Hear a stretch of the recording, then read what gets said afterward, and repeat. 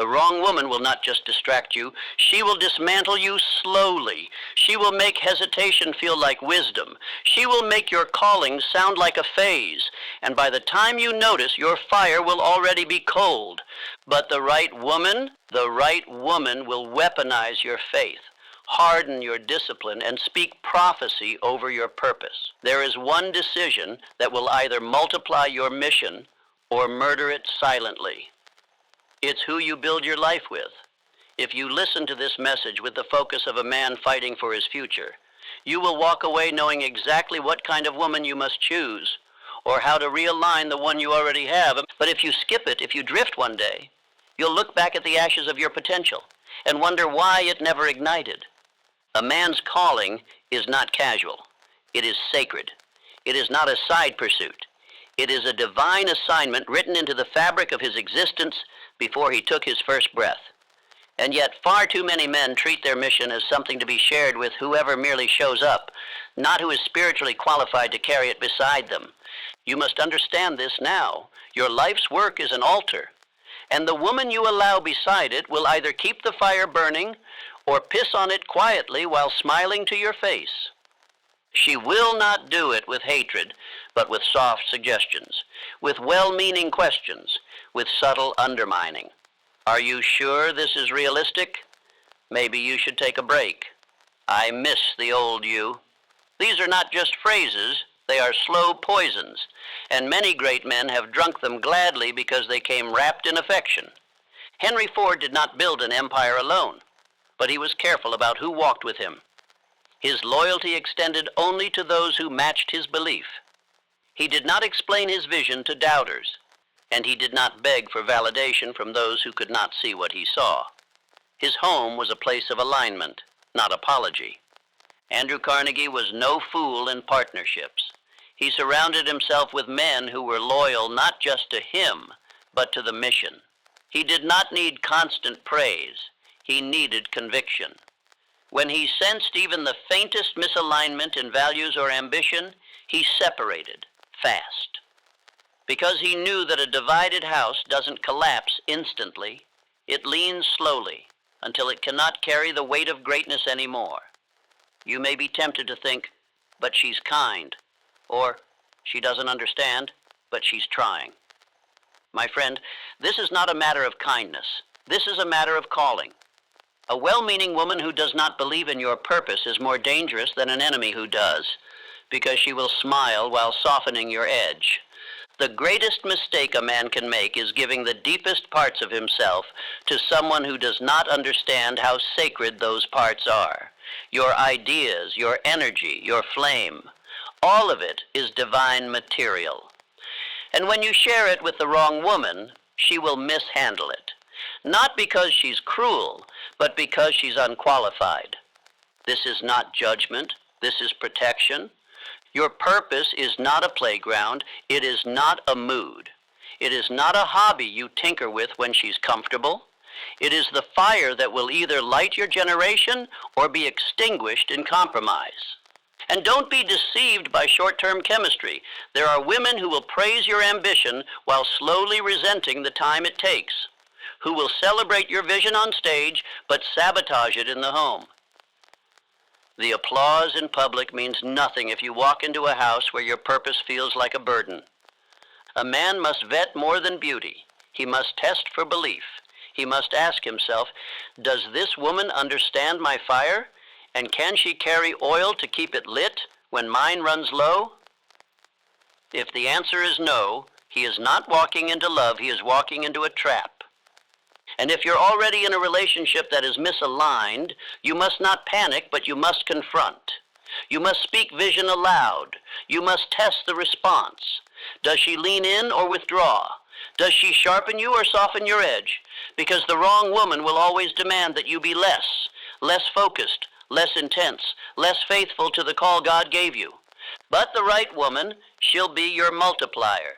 She'll hear your definite chief aim and double it with her presence. She'll carry the silence with you. She'll remind you of who you are when you forget. She won't just love you. She'll protect your destiny like it's her own. The truth is this: many men are not failing from lack of drive. They are failing from being divided. Their loyalty is torn between peace in the home and fire in the belly. But purpose was never meant to be divorced from peace. You were meant to live with both, a house of silence that fans the flame, not one that puts it out. If you want to walk in purpose, start here.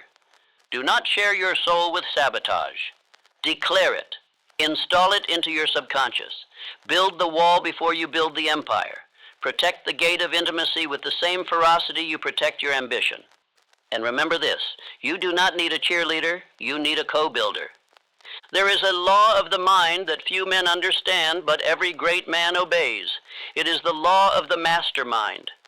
Two or more minds, aligned in harmony toward a definite aim, create a third intelligence, a higher mind capable of moving mountains.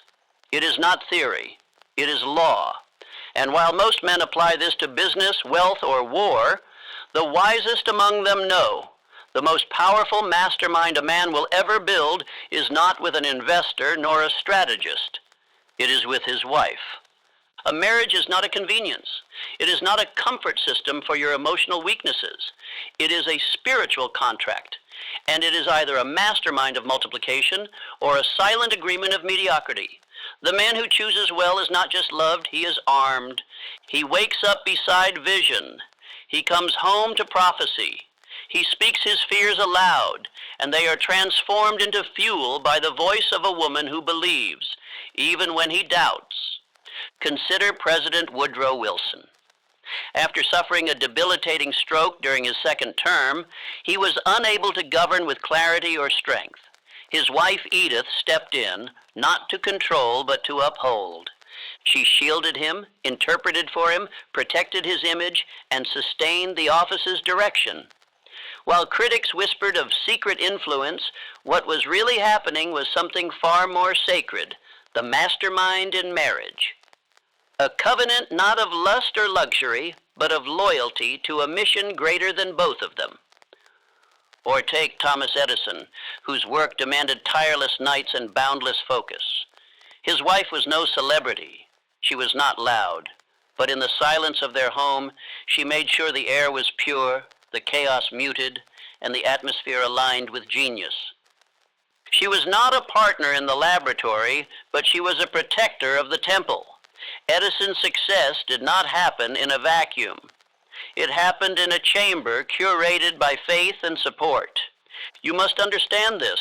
The man who chooses a woman who believes in the aim will achieve 10 times what the man with a skeptical spouse ever could.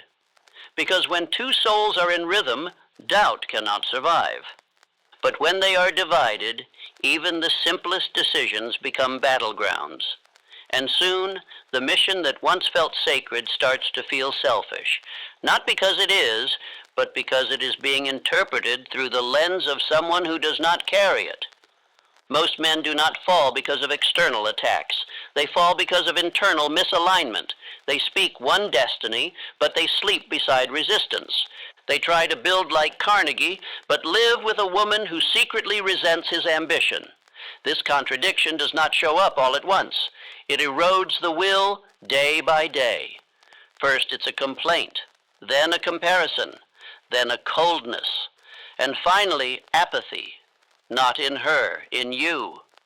But if you are wise, if you are deliberate, you will not choose comfort. You will choose covenant. You will look for the woman whose presence feels like silence and steel, who does not always cheer, but who always believes, who doesn't need to understand every detail of your vision, because she understands who you are. And in your weakest moments, she speaks to the strongest part of you. This is not about domination. This is about direction.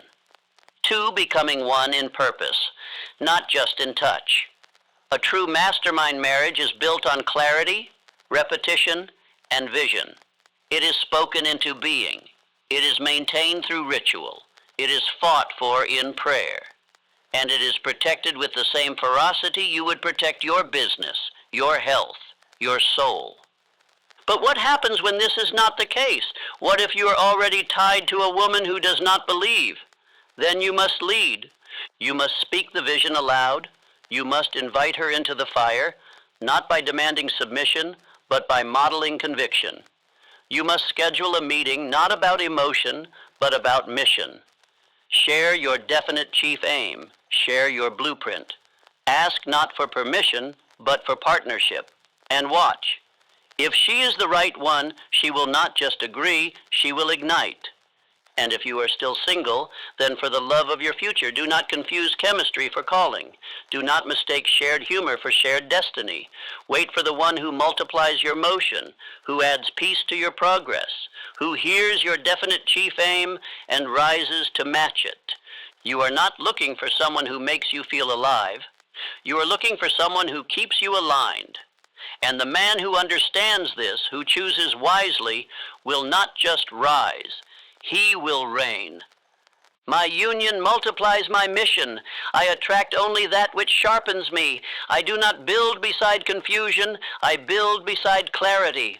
My marriage is a mastermind. My partnership is prophecy. And because of that, I cannot fail. There will come a day, if you are truly pursuing a definite chief aim, when the ground beneath your feet will shake. Not because you chose wrong, but because your path is right. Every great mission invites uncertainty. Every worthy vision attracts resistance. And every man on the brink of transformation will meet a moment where even he doubts what he once declared boldly. And in that moment, when the man trembles, it is not his strength that saves him. It is the voice beside him, the woman who refuses to flinch. Her belief must not be polite. It must be prophetic. It must not merely comfort. It must anchor. For belief is not tested when things are smooth. It is tested when the world laughs, the bank balance drops, and your plans fail publicly. What does she say then? Does she ask if you have a backup plan, or does she remind you of your blueprint? Does she say, maybe it's time to slow down, or this is exactly when you speed up? Because the woman who believes in your calling will not just support you, she will resurrect you. Andrew Carnegie once faced a series of public and private challenges that would have broken a lesser man. The steel markets were volatile. Partners questioned him. Even the press, whom he had tried to charm, turned against his methods. But his wife never wavered. She did not demand explanations. She did not question his aim. She stayed composed. She guarded his energy. And she reminded him of what he already knew, that greatness cannot be voted upon by outsiders. It is proven by endurance. Most men do not realize this, but they train the women in their lives how to respond to uncertainty. If every small setback causes him to rant, complain, or panic, then she will begin to doubt as well. But when a man holds his frame, when he declares his vision aloud even while bleeding, he gives her permission to believe harder. And in return, she offers something even more powerful than faith, stability. A woman whose belief is stronger than her fear is not common. She will not be the loudest in the room. She may not flatter you with excessive praise, but her silence is not weakness, it is certainty. She does not need to cheer constantly because her stillness says, I already know who you are. And that kind of belief, when present in your home, turns the house into a fortress. Before choosing a woman to build with, ask the questions most men are too afraid to face. When I am at my lowest, will she lower with me or lift me? When my mission is questioned, will she join the doubters or echo my aim? Does she dream with me or merely survive beside me? Does she ask, what will we do if it fails? Or does she declare, I already see it working? These are not romantic inquiries. These are strategic evaluations of your future's foundation. If you are already married and these questions unsettle you, good. It means you're paying attention. It means you're about to either restore what has been asleep or realign what has drifted. Do not demand belief from her. Model it. Speak your vision daily. Include her in the mission, not as an employee, but as a partner. Her belief will rise when she sees your unwavering direction. And if you are not yet joined to anyone, write this down in fire. Do not choose her because she believes in you now. Choose her because she will believe in you when no one else does. Anyone can admire your strength when it's visible. but only a covenant woman sees the crown before it is placed on your head. You are not building beside emotion. You are building beside eternal agreement. Her belief must be louder than the world's doubt. I do not build beside panic. I build beside peace.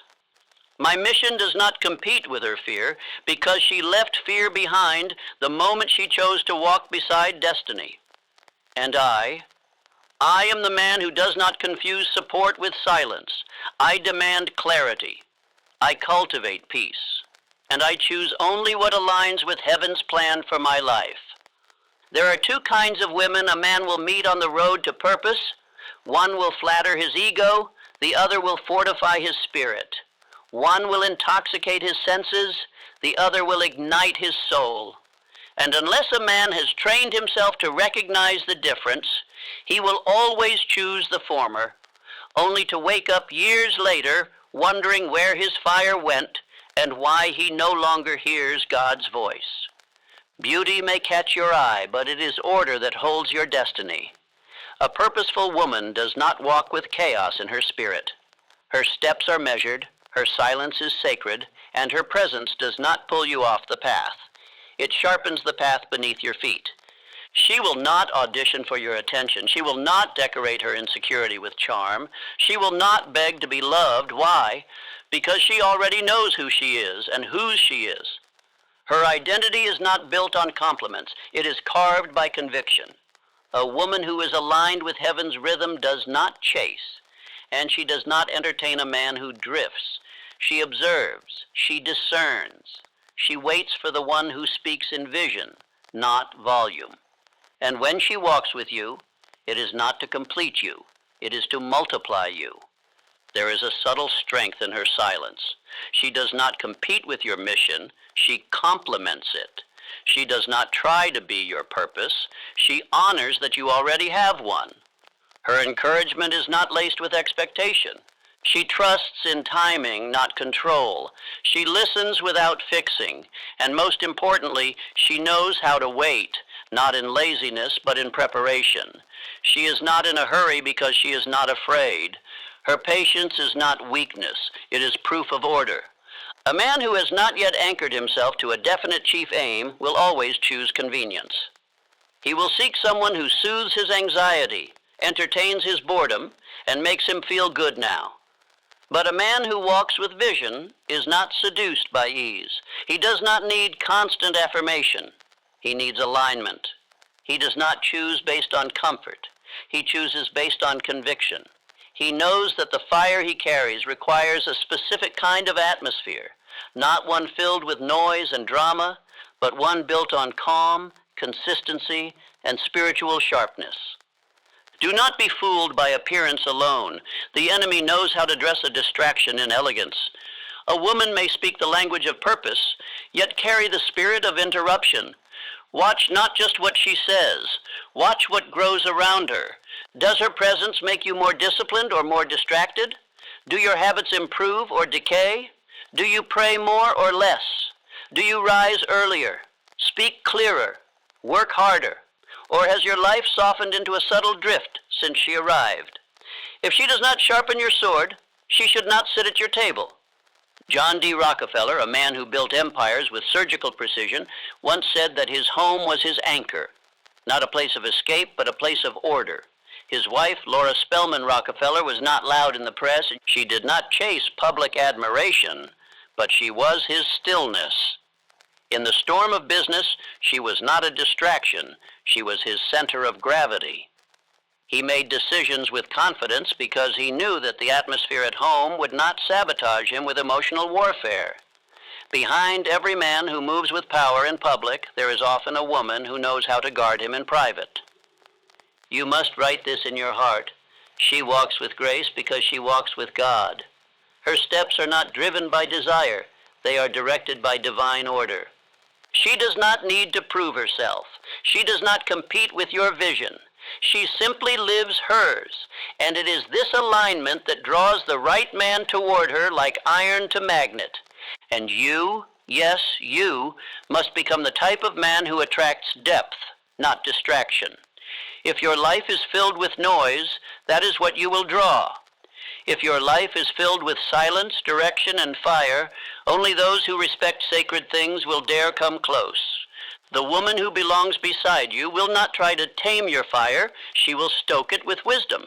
She will not compete with your time. She will protect it.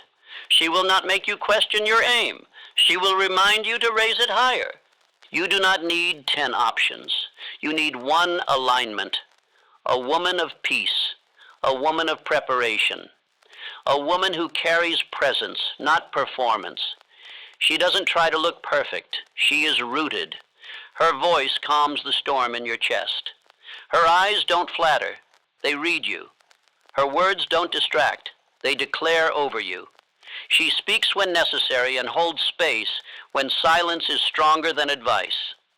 So I say to you now, do not rush, do not settle, and do not believe the lie that you are running out of time. You are not waiting for the right woman. You are preparing for her. And when she comes, you will know, not by how she looks, but by how she makes you look at your future. You will not feel anxious around her. You will feel ready. You will not feel addicted to her. You will feel aligned. You will not feel pulled. You will feel focused. She is rare, yes, but she exists. And she walks with God, not with games. Your job is not to chase her. It is to become the man who calls her forth by how he lives. There are women whose words sound like admiration, but whose presence drains the soul. They will praise your ambition in front of others, yet pierce it in private. They will post your victories, but privately belittle your habits. And if a man is not grounded in his definite chief aim, he will confuse their compliments for commitment and their presence for partnership. But make no mistake, not every woman who claps for you wants to see you win. Some only wish to stand beside your light while slowly dimming it behind closed doors. The most dangerous kind of influence is the one that pretends to believe. Because with that type of woman, you won't confront the decay. You'll justify it. You'll say she means well. You'll say she's just stressed. You'll say it's your fault for not being more attentive. And slowly, you will begin to shift. Not toward growth, but toward permission. You'll ask before you speak. You'll shrink before you act. You'll seek her peace instead of your purpose. This is the most cunning sabotage a man can face, not direct resistance, but emotional corrosion. You will not feel the theft in one day. You will feel it in years. When you look at your unfinished dreams, your dulled hunger, and the strange absence of fire that once burned through your chest, you'll call it maturity or compromise or life happening. But no, life didn't happen. You simply yoked your calling to the wrong covenant. There are men who began as fire starters, burning with clarity, driven by calling, who ended as silent shadows of themselves. Not because they lost talent, not because the world beat them, but because they tethered their life's mission to someone who didn't believe in it. And in the name of keeping the peace, they silenced the very voice that was supposed to shape nations. Beauty does not bless your life if it does not build your life. And attention is not affirmation if it does not align with your future. There are men, brilliant, chosen, rare, who gave away decades of their greatness for a woman who was never called to walk beside them. And what's worse, they knew it. Somewhere, deep in their gut, they knew. But they were afraid of loneliness, afraid of starting over, afraid of seeming ungrateful. So they stayed, and slowly their purpose began to atrophy. You must understand this. The wrong woman does not need to attack you to ruin you. She only needs to divide your attention. She only needs to convince you that your purpose can wait. She only needs to pull your focus from vision to validation, from legacy to logistics, from eternity to comfort. And by the time you wake up, you won't even be angry. You'll just be numb. And numbness for a man of purpose is the death that doesn't bury the body, it buries the fire. If you are already married to a woman who once supported the mission but now drifts from it, do not retreat. Realign. Call a meeting. Not of emotions, but of purpose. Speak your definite chief aim aloud. Ask her to declare hers. Rebuild the mastermind. Invite prayer back into the room. Set the table not just with affection, but direction. Your marriage is not a place to relax into mediocrity. It is a covenant of progress. If she resists, if she dismisses, if she diminishes the importance of the path, then the truth is in front of you. You will have to walk in purpose anyway. But first, you must stop pretending that her silence is support. You must stop lying to yourself about the impact of her absence in the spiritual realm. Because whether you acknowledge it or not, the man she pulls you into being is not the man you were created to be. Some women will challenge you out of love. That is not what I speak of. I speak of the ones who mock the mission, even if they mask it behind sarcasm, subtlety, or just joking. I speak of the ones who downplay your hunger, who interrupt your silence, who need chaos just to feel close. I speak of the ones who resent your time with God because it makes you too strong for them to control. The energy drainer is not a bad person, but she is a dangerous partner. She will not stab your dreams. She will convince you to trade them for comfort, for security, for being realistic. And every time you look at her, your spirit will feel it. You are not expanding. You are managing. You are not becoming. You are maintaining. And a man was never built to live on a leash, especially not one wrapped in silk. Your peace is not a luxury. It is your compass. If you feel more peaceful after she leaves the room than when she enters, you are already being warned. If your energy rises when you are alone and drops when she arrives, you already know. Your body knows. Your spirit knows. The only thing left to decide is whether you will obey the signal or keep betraying your destiny out of habit. From this moment forward, peace is your standard, not persuasion. Stop trying to convince yourself that a woman is aligned just because you once loved the version of her who was. Ask the hard question. Does this woman expand my focus or my fear? When I am with her, do I move sharper, speak clearer, act faster, or do I edit myself, second-guess my calling, and seek approval where I once had vision? You were not born to negotiate your calling. You were not made to water it down. And you certainly were not created to waste it, proving it to someone who never had eyes to see it in the first place.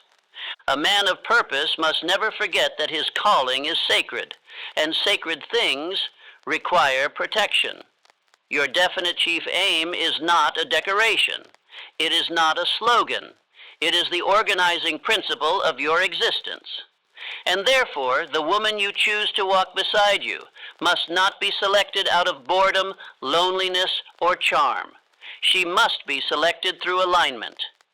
You are not simply choosing a companion. You are choosing an amplifier or a siphon. There is no neutrality in union. She either multiplies your mission or she muddles it. Before you choose her beauty, choose her spirit. Before you choose her company, choose her conviction. A man whose assignment comes from God cannot afford to marry a woman who doesn't hear God for herself. He cannot afford to tether his purpose to a heart that chases survival over vision, opinion over principle, comfort over fire. I say this with soberness. The wrong woman will not just cost you peace, she will cost you legacy. And the tragedy? It will not happen in an instant. It will happen over years of compromise, patience, and trying to make it work. Years in which your mission fades into memory and your voice lowers to match her fear. Let me be clear, the right woman does not compete with your calling. She confirms it. She does not need convincing of your future. She sees it before the world does. You speak it and she agrees. You stumble and she strengthens. When you lose faith in yourself, she reminds you of what God said. That is the kind of woman a man of divine assignment must find, or cultivate if already joined. Consider Abraham Lincoln, a man of deep conviction, fierce purpose, and spiritual weight. His marriage was often a burden, not a blessing. Mary Todd Lincoln was no partner in vision. Her energy often pulled him away from clarity, and her instability became his private torment, even as he carried the Union on his shoulders. Did he still fulfill his purpose? Yes, but at great personal cost. He had to fight not only public division, but private disorder. Imagine how much lighter his burden would have been if his closest confidant had been a mastermind, not a weight. Now contrast that with Manuel L. Quezon, the first president of the Commonwealth of the Philippines. His marriage to Aurora Quezon was not just loving, it was mission-driven. She believed in the nation they were building. She supported his reforms. She was not just his wife, she was his witness. Her presence did not dilute his courage, it magnified it. And when he died, she carried his vision until her own death. That is the power of spiritual alignment. That is what a true union does. It continues the purpose even beyond the man. If you are not yet married, hear me well. Do not write a wish list of qualities that flatter your loneliness. Write a requirements list based on your assignment. Ask, what kind of woman would sharpen my discipline? What kind of woman would speak life when the world speaks fear? What kind of woman would protect my solitude, respect my rituals, and help build the fortress of my legacy, not decorate the garden of my ego? Write that list in full and do not deviate, not for charm, not for pressure, not for fantasy. The woman you choose is the partner of your eternity, not just your emotions. And if you are already married and your wife no longer reflects that vision, you do not retreat. You do not abandon, you revive. Call a meeting. Sit down with the solemnity of men at war and ask, what are we building? Declare your definite chief aim again aloud. Ask her to write hers. Pray not casually but with fire, not with volume but with submission to purpose. Set time weekly to revisit the covenant, not just the romance. Recite identity affirmations together. Walk in agreement before you walk through life. This is not legalism, it is leadership. And the greatest leaders lead not just nations, but homes. Teach her not just to support your purpose, but to own her role within it. A man's assignment must not be carried alone. That is why God created union. But union without direction is not marriage. It is entanglement. And the cost of entanglement is always compromise. You begin to shrink your voice to keep peace. You begin to hide your fire so it does not scare her. And soon you are no longer becoming the man God called. You are simply maintaining the man she prefers. This cannot be. The times are too urgent. The calling is too great. If your purpose is from heaven, your partnership must be holy. This means she must match not your past, but your future. She must see the man you are becoming, not the one you were. And if she cannot see him, she cannot serve him. If she cannot pray for him, she cannot build with him. And if she cannot celebrate him, she will eventually resent him. Therefore, I say without apology, do not compromise your calling. Do not delay your mission. Do not decorate your life with beauty that does not build. If you are single, choose from the blueprint of destiny, not the hunger of the moment. If you are married, redraw the blueprint with your spouse until every line leads back to heaven. Until your house becomes a headquarters of vision, not a hospital for insecurity. Your assignment determines your alignment. Never again reverse that order. Never again seek connection before clarity. Never again say yes to the wrong voice just because it's soft. Only join hands with those who have seen your fire and vowed to fuel it. Repeat aloud now, I do not compromise my calling. She must match the future I fight for. My assignment is holy, and so is the union that carries it. A man may possess intelligence, he may possess will, he may even possess wealth, but if he lacks stability, all his labor is built on sand. And I have observed through years of study and reflection upon the greatest men of enterprise and vision that this stability often came not merely from discipline or routine, but from the faith of a woman who believed in them more fiercely than the world did. A woman's belief is not a trivial matter. It is not sentiment. It is spiritual steel. It is a force which, though often quiet, holds up a man's backbone when his own begins to bend. Men often look for excitement in a woman, but excitement does not build empires. Faith does. Most do not understand this principle because they confuse femininity with frailty. They think that softness means surrender. But I tell you plainly, when a woman possesses real faith, the kind of faith that does not flinch when storms rise, that does not retreat when delays drag on, she becomes a force greater than any strategy, any fortune, any applause, and she does it in silence. Consider Theodore Roosevelt, a man of war, of boldness, of national vision. Yet even he would speak with sacred reverence of the emotional steadiness his wife provided. She was not loud, she was not in headlines, but she was the reason his heart stayed firm during trials. In the shadows of every powerful man is a woman not waving banners, but holding the walls steady when the house shakes. That is not weakness, that is divine strength. Look too at Edwin C. Barnes, the man who refused to be a cog in someone else's machine and determined instead to become a partner of Thomas Edison. What the world saw was his obsession, his courage, his refusal to quit. What they did not see was the feminine voice that reminded him daily that he was not delusional, that he was not asking too much, that he was not late. She believed, and that belief did not just comfort him, it fortified him. She believed in his aim before there was any result to point to. Even Elmer R. Gates, one of the most inventive minds of the early 20th century, whose genius many respected but few understood, relied not just on intellectual solitude, but on the spiritual peace that came from a woman who trusted his silence.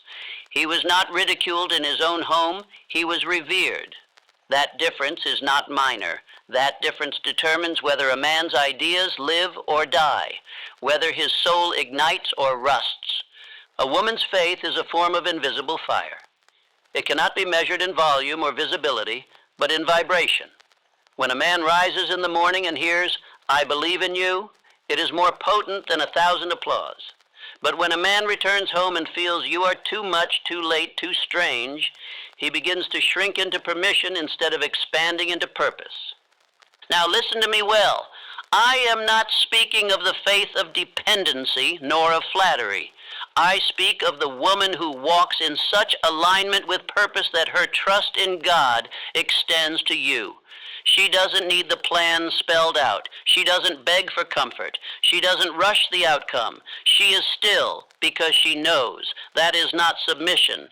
That is spiritual warfare. That is the kind of woman who wins battles without ever raising her voice. Men must learn to value this feminine force.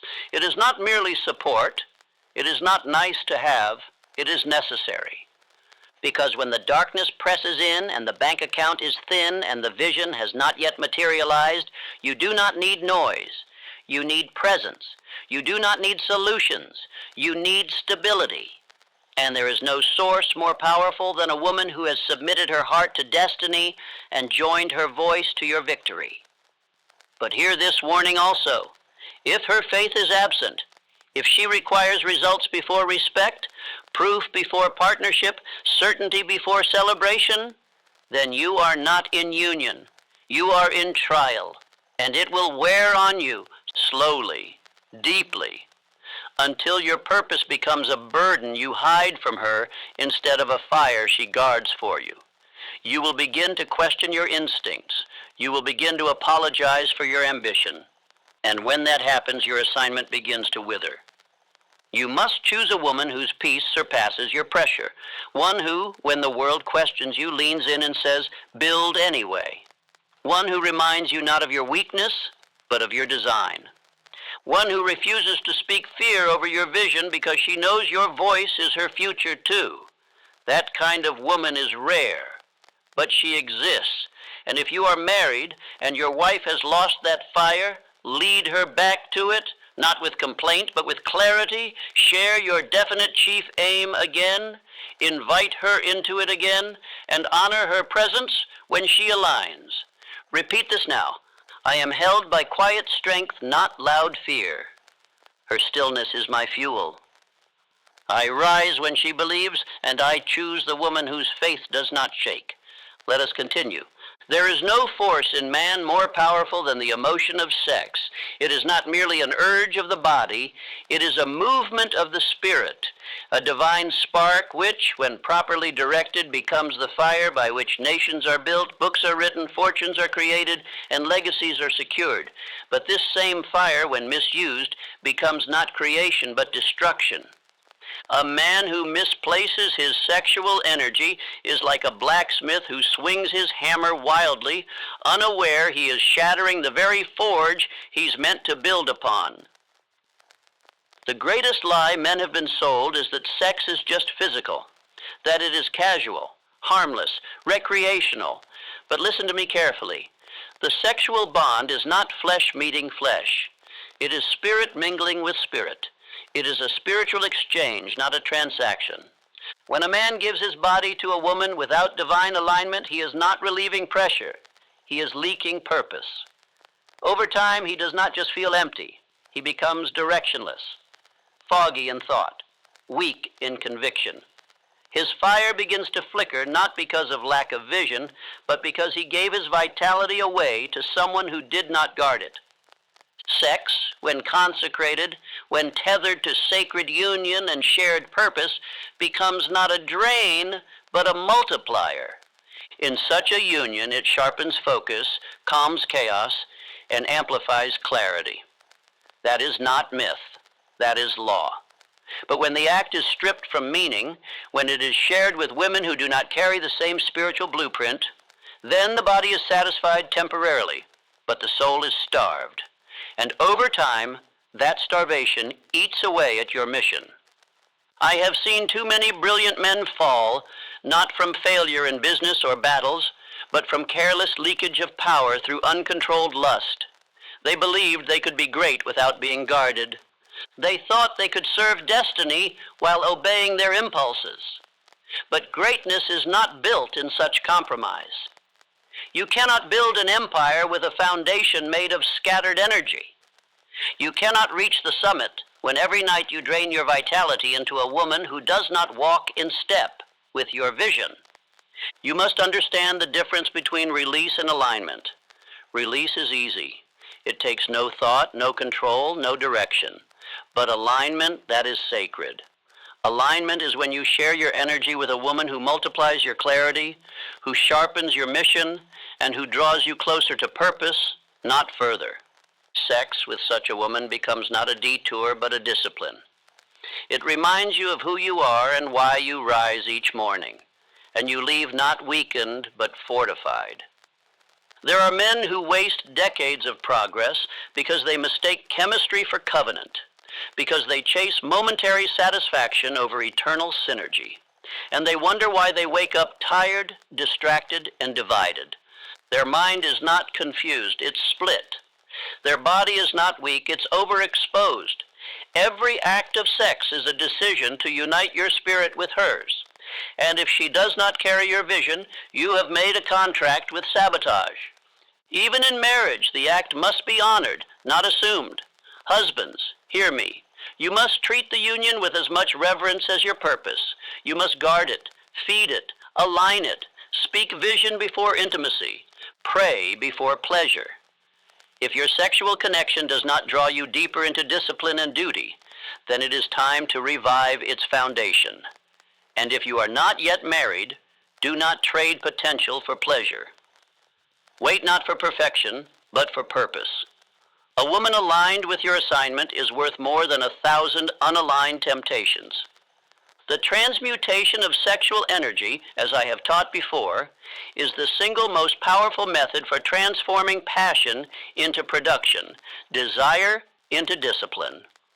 But this transformation only takes place when the mind is fixed, the aim is definite, and the bond is sacred. There is no shortcut. The universe cannot be tricked. You cannot sow division in your body and expect unity in your results. You cannot give your strength away at night and expect to command it by dawn. So now ask yourself, with sobriety, is my sexual life building my future or betraying it? Am I releasing what I should be channeling? Am I honoring this divine force or squandering it? Do I unite with women who see my calling or only my body? These are not small questions. They are foundational. Say these words aloud, not to impress, but to remind. My body and spirit serve the same mission. I do not give myself where I do not build. I transmute desire into direction. I honor the sacred, and it honors me in return.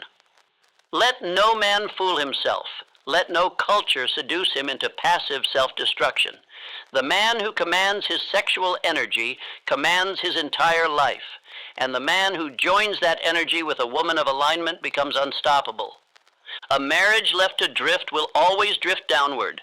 The union of two souls, no matter how destined, does not remain sharp by default. It must be forged daily with the same devotion and intentionality that a man brings to his mission. Just as you would not entrust your business to chance, nor your health to guesswork, you must not treat your relationship as something that maintains itself. Love is not enough. Direction is required. Discipline is demanded. To become the man God intended you to be, your household must become an extension of your mission. The woman you walk with is not merely your companion. She is your co-builder, your counsel, your mirror. And just as a great company has board meetings and a great army has drills, so too must your union have its rituals. Without them, even love becomes vague, even passion becomes passive. What begins with fire can end in fog. The first ritual of the aligned marriage is declaration. Every morning, speak words of vision aloud, together. Set the tone not with complaints or schedules, but with conviction. Let the first words your household hears be words of purpose. This is who we are. This is what we build. This is how we move today. Declare your definite chief aim aloud while she listens. Let her do the same with her purpose. Then, if both purposes are aligned, you walk in harmony. If they are not, you have work to do, not just in life, but in love. Next, establish weekly vision meetings. Set aside time without distraction to review your direction. Not to argue over chores or children or circumstance, but to ask each other the highest questions. Are we becoming who we set out to be? Is our union serving our future? Are we drifting or building? If these questions are never asked, then the marriage becomes a machine. It may keep running for years, but one day the fire will be gone, and neither of you will know when it left. Do not fear the silence. Practice it. Learn to sit together without noise. The most powerful couples are not those who always talk, but those who can be still in the same space without anxiety. Let your home be a sanctuary for stillness, a temple where presence is more important than performance. The ability to share silence is the fruit of trust. It means no one is trying to impress. No one is trying to escape. It means peace lives here. Consider the example of Theodore Roosevelt, a man of immense energy, aggression, and national vision. Few know that within his inner circle, his wife's voice held weight equal to generals and statesmen. She was not loud, but she was listened to. Why? Because they had trained their union. She knew his values, his struggles, his goals, and he welcomed her input not as interference, but as insight. His marriage was not a side project, it was a power center. You must cultivate this same power center. Your home must become your first headquarters, your most sacred boardroom. If your marriage is filled with noise, distractions, sarcasm, and emotional clutter, how can you expect clarity in business? How can you expect courage in decision? A divided household will divide your mind, and a distracted partnership will dilute your purpose. Do not wait for convenience to build these rituals. There will never be time. You must make time. Wake up earlier. Turn off the devices. Cancel the unnecessary. This is the most important contract you will ever sign, not with pen and paper, but with presence and promise. Every day you invest in this spiritual rhythm, you are not only deepening your love, you are sharpening your edge. You are welding your marriage to your mission. Speak these words with her, aloud and in unity. We speak as one mind. We walk as one flame. Our home is not just shelter. It is strategy. We declare before we decide. We align before we act. We rise together. or we do not rise at all. Let this be the training ground, not of control, but of covenant. Let her feel your focus. Let her see your seriousness. And in return, expect her contribution, not as a favor, but as a requirement. For the man who desires greatness cannot afford a home built on comfort. He must build with a woman who understands that love without direction is dangerous. So I say to you, train the bond as you train the body. Sharpen the union as you sharpen your aim. Build daily. Speak boldly. And rise together, not by accident, but by design. Let us continue. If you desire to become the man God meant you to be, you must not only invite challenge, you must require it from those closest to you. Nowhere is this more crucial than in the bond between husband and wife. For while many seek in marriage a soothing escape, the man of destiny knows this truth. The right woman does not merely comfort your wounds, she sharpens your will. She does not coddle your weakness. She exposes it lovingly but without apology. Weak men fear disagreement. Strong men welcome it when it flows from wisdom. The mature man does not require a quiet wife. He requires a clear one, a woman who dares to speak when you are drifting, who does not mistake your charisma for clarity, who sees your potential and holds you to it. That is not rebellion. It is reinforcement. You must understand, softness is not always kindness, and silence is not always peace. There are many marriages filled with quiet resentment, passive disconnection, and emotional sleepwalking, all because a man sought only softness when he needed steel. He sought to be stroked when he needed to be forged. True love is not about making you feel better. It is about making you become better. Consider the greatest craftsmen of success, Carnegie, Edison, Ford. They did not grow alone. Behind them stood figures, wives, partners, inner voices who did not merely nod. They provoked, they prodded, they reminded the man that his mission came before his mood. And sometimes their greatest breakthroughs were preceded by confrontation, not comfort. A wife who agrees with every word you speak is not a partner. She is a shadow, and shadows cannot build legacies, they only follow. But a woman who says, that is not who you are, when you shrink, she is a mirror. And you must never marry without one. This does not mean chaos. It does not mean contention. There is no glory in bickering. I do not speak of criticism born of bitterness. I speak of holy conflict.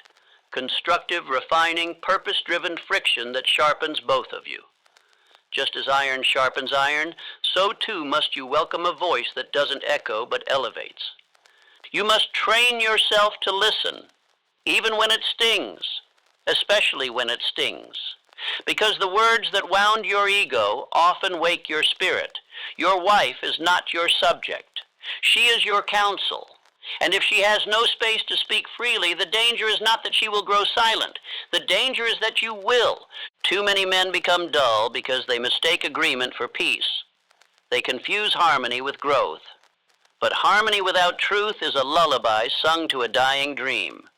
You must be the kind of man who says, sharpen me, do not spare me, show me when I slip. The fire she brings should not scorch your identity. It should ignite it. Her conviction should not challenge your authority. It should confirm it. Because true power is not threatened by input, it is anchored by it. Now listen closely. If you are already in a marriage and your wife has grown distant or passive, it may not be because she is disinterested. It may be because you no longer invite her fire.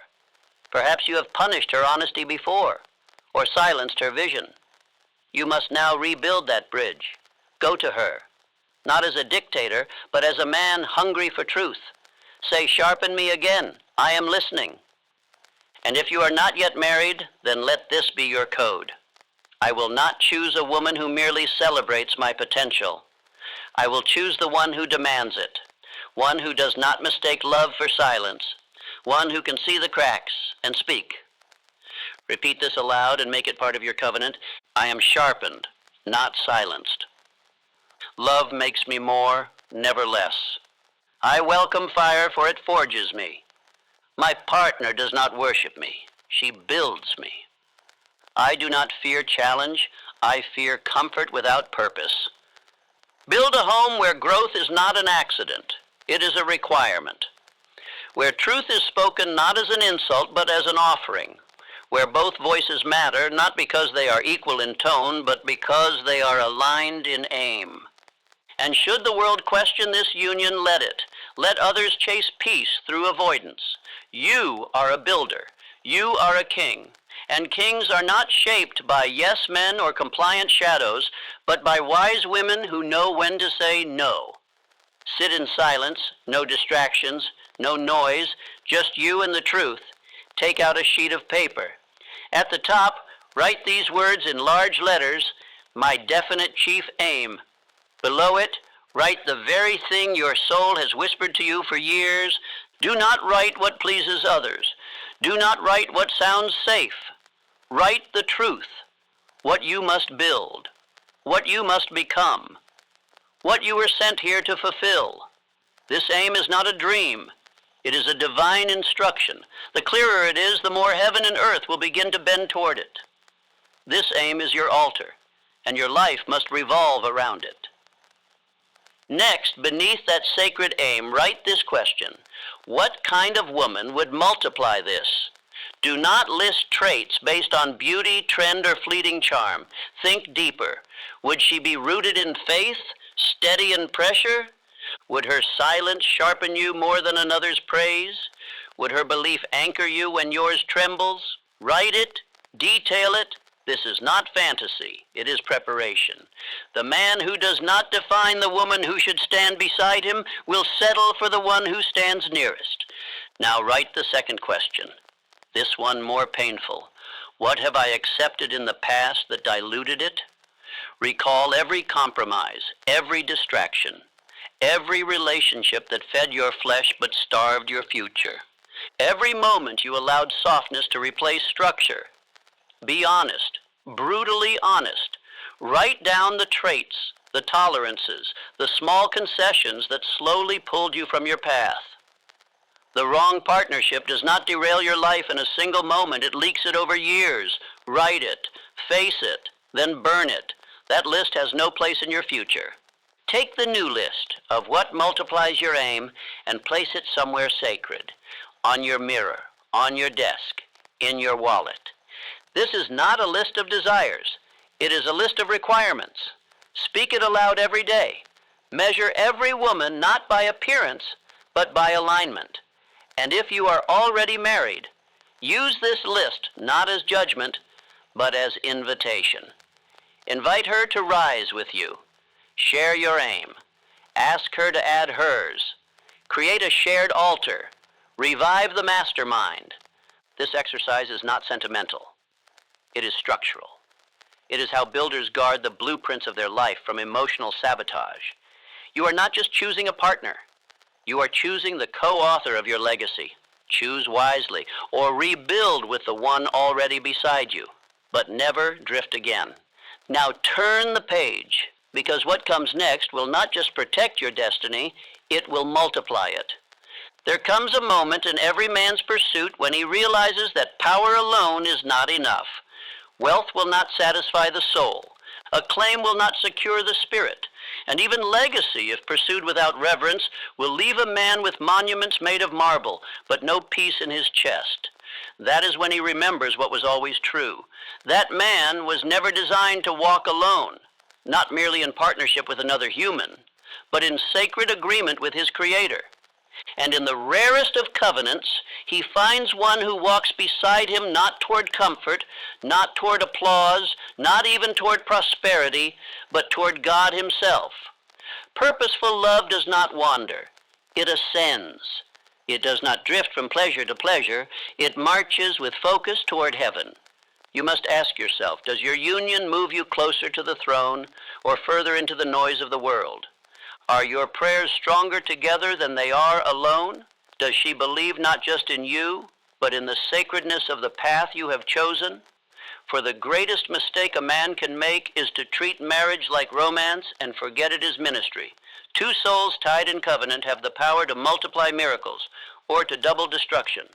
Your wife is not just your comfort. She is your compass.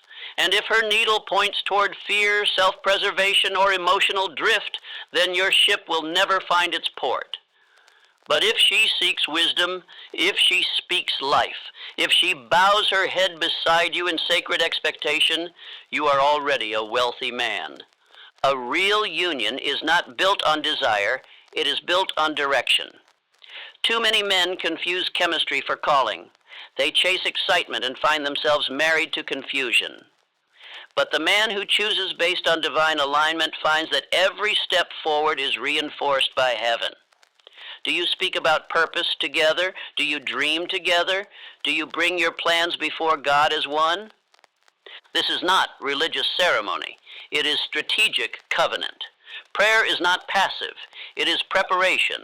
And when two minds pray for the same outcome, they accelerate its arrival. When a man prays with his wife, he strengthens her shield and sharpens his sword. You must train this into your marriage. Begin each morning with silence, not performing but aligning. Ask her, what do we need to lift today? Share your goals, speak your fears, and then in unity hand them to God, not once, but daily. Your home must be more than shelter. It must be sanctuary. Let your children see you both pray. Let your home become a place where peace is not a hope, but a habit. This is not idealism. It is instruction. Every great builder of history had someone close whispering clarity into their chaos. For some, it was a mentor. For others, a friend. But the rarest and strongest was the man who found it in his wife. Consider Woodrow Wilson. After his stroke left him debilitated, his wife Edith stepped in, not as a caretaker only, but as a counselor, a strategist, a watchman on the wall. She protected his voice when he could no longer speak. That is covenant. That is power. The world may not have noticed her, but destiny did. Or think of Thomas Edison, whose long nights of obsession and invention were often supported by a wife who believed in the vision when others laughed. She may not have held the tools, but she held the man. And sometimes that is what makes the tool effective. So ask yourself plainly, is your relationship heavenly aligned or emotionally tolerated? Are you praying together or just enduring together? If you are not yet married, then make this your vow. I will not choose beauty over belief. I will not choose convenience over calling. I will wait until heaven affirms her name with peace. And if you are already married, then I say this with urgency. Revive the altar. Go to her. Share your definite chief aim. Invite hers. Rebuild the mastermind. Begin again. Not with bitterness, but with boldness. Say aloud, we were made to rise. Let us do so together. And now declare this in silence or aloud as you prepare for the final ascent. Together we rise, together we reign. My marriage multiplies my mission. Our love is not passive, it is purposeful. We do not drift, we direct. And where two or more are gathered in alignment with God's plan, nothing shall be denied to them. Let your house become proof that love, when aligned with purpose, becomes unstoppable. A man without a vow is a man without a spine. He may speak of standards, but they change with the season. He may speak of love, but it bends with his mood. That is why this moment is sacred, because from this moment forward, you will not guess what kind of woman belongs beside you. You will declare it. You will choose her in advance. You will make your vow known to heaven, and you will not violate it, no matter what your loneliness screams. Take a pen and write these words with the weight of your calling behind every stroke. As a man of purpose, I will only unite with a woman who... Then finish the sentence, not from fantasy, but from vision. What must her spirit carry? What must her heart believe? What must her habits declare? What must she guard in you? This is not a wish list, it is a vow. Because when you choose from vision, you do not settle for charm. You choose fire. You choose alignment. You choose a woman who will look you in the eyes when your soul grows faint and remind you who God said you were. If you are already married, this exercise is your moment of renewal. Do not approach her casually. Set the tone. Light a candle. Sit across from her, not as a tired husband, but as a man who has remembered who he is. Then look her in the eyes and read your vow aloud. Speak it slowly. Speak it like you are reclaiming a crown that was dropped. Then ask her to speak hers. Do not correct. Do not rush. Simply receive. And if her words are unsure, offer grace. But return to this exercise weekly until your bond becomes a blade again. If you are single, this is your altar of protection. Repeat your vow aloud each morning for 30 days. Let it guard your focus when temptation wears perfume. Let it stand like a watchman at the gate of your emotions. There is nothing more dangerous than a lonely man who forgets what he was made for. So write your vow and say it as if your destiny depends on it, because it does. Do not share it with anyone who mocks it. Do not hide it to seem more approachable. If a woman feels threatened by your clarity, she was never meant to walk beside you. You are not made to entertain. You are made to build, and builders must guard the blueprint of their soul. If your vow feels hard to write, good. That means it matters. That means it's cutting through your past patterns. Do not stop until it feels like prophecy. And when you write it, place it somewhere sacred. On your mirror, in your wallet, beside your bed. Every time you see it, you remember the man you are becoming, and the kind of covenant that man deserves. The weak man dates for escape. The strong man chooses for expansion. The drifted man seeks softness. The aligned man seeks strength. Be the latter.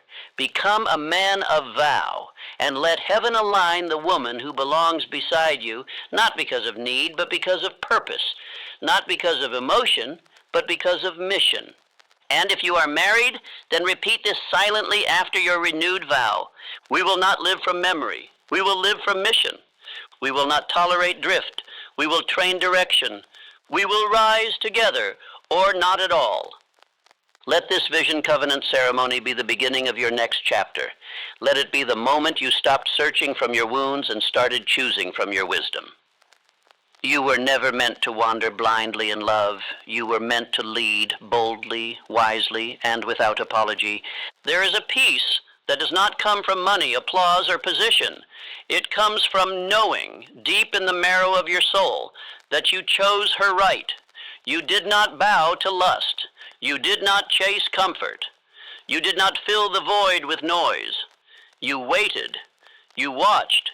You prayed. And then you chose, not from pressure, not from fear, but from purpose. This is the story of a man who did not settle. He did not rush. When others mocked his standards, he raised them higher. When loneliness whispered, he answered with discipline. He walked alone through the forest of self-discovery, trimmed the overgrowth of impulse, and lit a lantern called vision. And from that light, she saw him, not as he was, but as he was becoming. He did not choose her for charm. He chose her because her eyes did not flicker when he spoke of destiny. He chose her because she did not flinch when storms rolled in. When he trembled with doubt, her belief was steel. When he warred with the world, her silence steadied his hand. She was not loud, but she was loud enough for his soul to hear. He had built an altar, and she came, not with demands, but with firewood. They built a life together, not just a home. Their mornings began with declaration, not distraction. Their arguments were not for dominance, but for depth. And in moments when fear came creeping through the cracks, they did not flee from one another. They fought beside one another, shoulder to shoulder, back to back. One mind, one aim. She did not lead him, but she lit the way. She did not replace his vision, but she refined it. In her presence, he became more precise. In her company, he remembered heaven. Their union was not a trophy. It was a tool, sharpened daily through respect, through silence, through shared responsibility to something greater than romance, purpose. His business multiplied, not because she managed his work, but because she never questioned the weight he carried. His mind cleared, not because she removed all burdens, but because she refused to become one. His discipline hardened, not because she demanded it, but because her presence deserved it. This was not luck. This was not magic. This was alignment, and alignment always breeds increase. And if you are already married, let this be your permission to realign. You do not need a new woman. You need a new agreement. Call her into your vision again, remind her who you are, and ask her to meet you there. If she is willing, there is no fire that cannot be rekindled. If she is listening, there is no purpose that cannot be shared again. Love is not a moment. It is a motion, one that must be restored daily. But if you are still choosing, let this be your warning. Do not marry for relief. Do not yoke yourself to delay. The wrong woman will not stab you. She will starve you, slowly, quietly, until you no longer recognize the man you were meant to be. You must see past the surface. You must feel with vision, because what she believes about God, what she believes about you, and what she believes about purpose, those will become your atmosphere. So choose with fire, choose with prayer, choose with a mind ruled by legacy, not loneliness. And when you find her, fight for her, lead her, protect her, honor her. Do not dominate her. Do not drift from her. And never forget, a good woman is not an interruption to your mission. She is the expansion of it. Repeat this within yourself until your bones believe it. I chose wisely, and heaven honored it. I lead boldly, and I am not alone. This is the hidden law of love. This is the secret no school will teach, no friend will say aloud. But I tell it to you now, as your brother, your witness, and your guide. Choose her wisely, and your soul will never walk alone again.